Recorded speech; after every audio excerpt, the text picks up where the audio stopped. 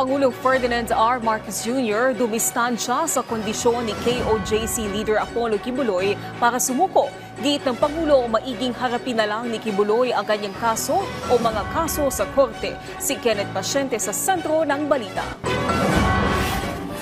Binigyang diin ni Pangulong Ferdinand R. Marcos Jr. na wala na sa kamay ng pamahalaan ng Pilipinas ang desisyon kung manghihimasok ang Estados Unidos sa kaso ni Kingdom of Jesus Christ founder Pastor Apollo Kibuloy. Kasunod ito ng hirit ng kampo ng nasabing pastor na maglabas ng written assurance ang Pangulo at si Justice Secretary Jesus Crispin Remulla para hilingin na hindi makikialam ang US sa legal battles ni Kibuloy dito sa Pilipinas kapalit ng pagsuko nito. Ayon sa Pangulo, prerogative na ito ng korte.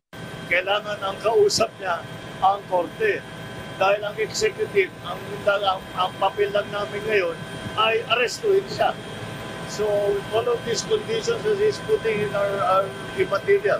Hindi na rin pinatulan pa ng Pangulo ang naging pahayag ni Vice President Sara Duterte kasunod ng paghingi ng tawad nito sa mga miyembro ng KOJC dahil sa hiningi nitong suporta para iboto ang Pangulo noong 2022 national elections.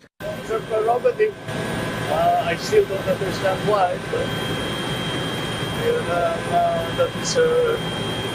that is her wish.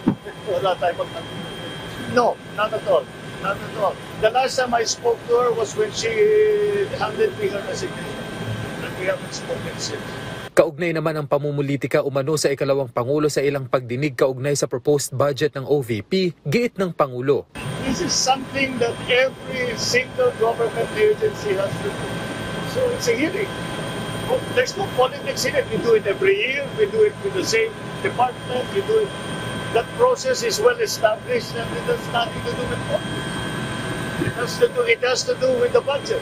Dagdag pa ng punong ehekutibo, bahagi lamang ito ng mandato ng Kongreso at Senado sa paghimay sa iminumungkahing pondo ng bawat ahensya. So I don't know how she can characterize these things, which is essentially an information gathering exercise for the House and for the Senate so that they know what the budget will look like. So malayo sa politika yun. Sinubukan ng PTV na hingan ng panig ang OVP ukol sa naging pahayag ng Pangulo pero wala pa silang tugon. Kenneth Pasyente para sa Pambansang TV sa Bagong Pilipinas.